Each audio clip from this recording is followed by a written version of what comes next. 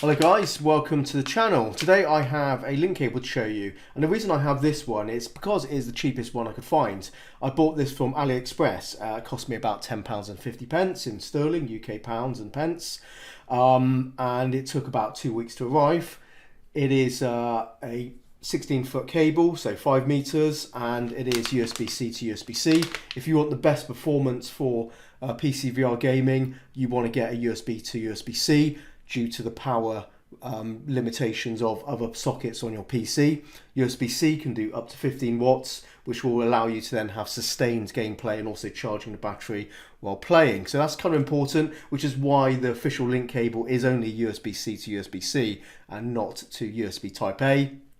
USB Type A, you know, the regular sort of like rectangle USB-free cables, sockets and all that sort of stuff. So that's the reason why you want to go down this route, guys, because it does give you better performance. The bandwidth is not really an issue. It's to do with the power requirements, and I will demonstrate that with some tests later. So here we go. It is branded for this purpose and it is sealed. So let's open it up and have a look inside.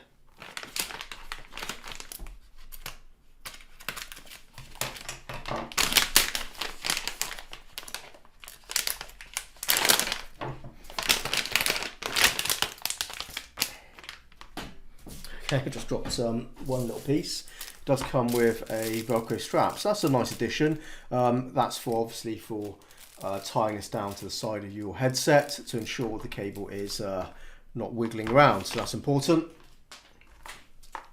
So also has a little strap on here. Guess we can also use that as well, which would be useful, which we will show in a moment. Okay. So as you would expect, it is a angled connector, which is what you want to go into the side of the Quest.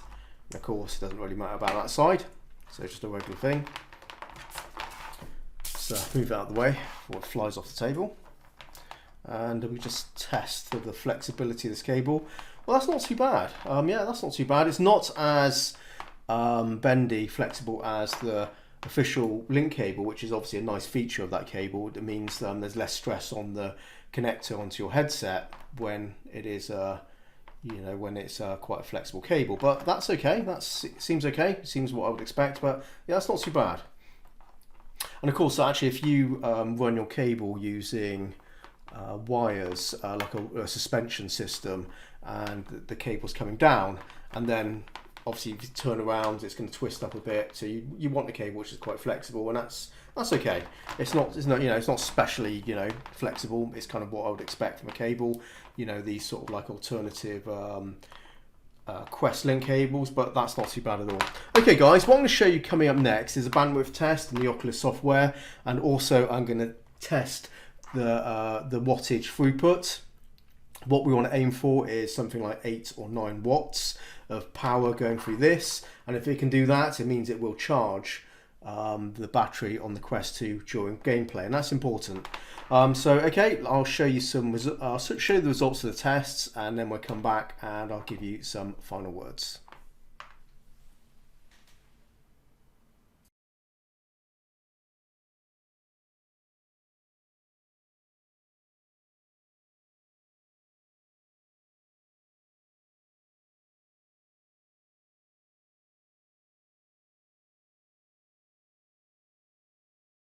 Okay, so those are the test results, and I can tell you I did use it for a couple of hours with some PC VR gaming, and the cable works just fine, just like any link cable I've used. So yeah, this is as good as anything you can get out there for just basically doing the job. It does the job, no disconnects, no nothing. It just did did what it needs to do. So absolutely fine. You can have no problems with this link cable because it does the job like as it should do. Okay, next up, the bandwidth test, and the results were 1.8 gigabits per second. I've ran the test multiple times in the Oculus software, and it is 1.8 every time. That compares to the official Oculus link cable, which during my tests come out as 1.9 gigabits per second. So there's nothing in it. Literally, don't worry about that. There is no difference.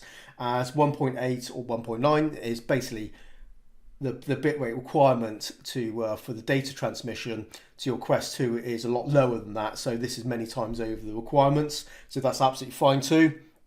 As for power throughput, so we're getting 6.1 watts through this cable, and on the official Oculus cable, which I tested immediately afterwards, I was getting 7.2 watts. So the official Oculus link cable is slightly more efficient at carrying power through. It can draw basically a watt more, and that does make a little bit of a difference, because with the official link cable I can charge the battery and also play at the same time. With this cheaper cable, it sustains the battery. There is no drop off of battery life, but it isn't able to charge it during gameplay. So that's something to bear in mind. It means you can have sustained VR gaming with this cable, but if you have a low battery when you start playing some PC VR gaming and you don't have a lot of charge on a battery, bear in mind it's not going to be able to actually charge and play at the same time. It will just hold steady. So if you want to know more about that sort of thing, is check out my other video where I'll do a comparison test with the official Oculus link cable against some other cables, and there's a link in the description to that, guys. So that just covers that in a bit more detail about the wattage needed and what that difference can mean.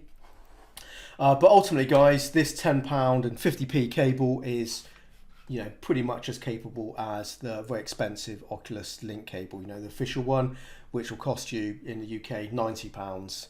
Super expensive. Then the only benefit you're really going to get is, yes, it can transmit a little bit more power, which means it does charge it while playing on the official Quest link cable, where this one just sustains the battery. And the other thing is the flexibility of this isn't as flexible as the official link cable, which I'll bring in just momentarily, just to show you, just to give you a quick example of what I mean by that, because you might want to know.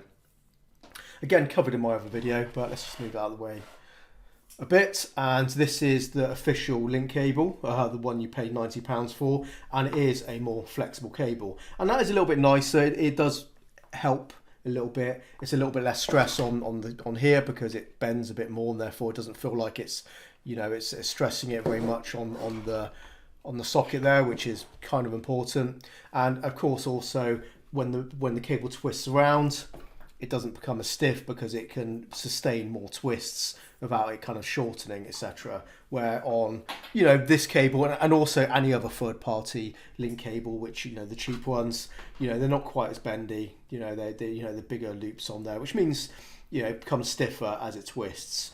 So yeah, it sort of depends what you're playing. If you're playing games where you're turning over the cable a lot, then obviously not quite as good as the official link cable, but if you're just pointing one direction, it's sort of irrelevant. But there you go, guys, that's my review for this very cheap link cable that I bought from AliExpress. There's a link in the description to this product if you want to buy it. Yeah, it's doing a good job, got no complaints. £10 and 50p, compared to £90, you got a cable that does the same thing. So yeah, you don't need to spend an awful lot of money on an Oculus link cable, guys. You can spend as little as this, £10 and 50p, and it's going to do virtually the same job. As I said, only a couple of compromises with the power throughput. The bandwidth is irrelevant, but yeah, there you go. Anyway, I hope you found it useful, and I'll see you in the next one. Take care, and bye bye.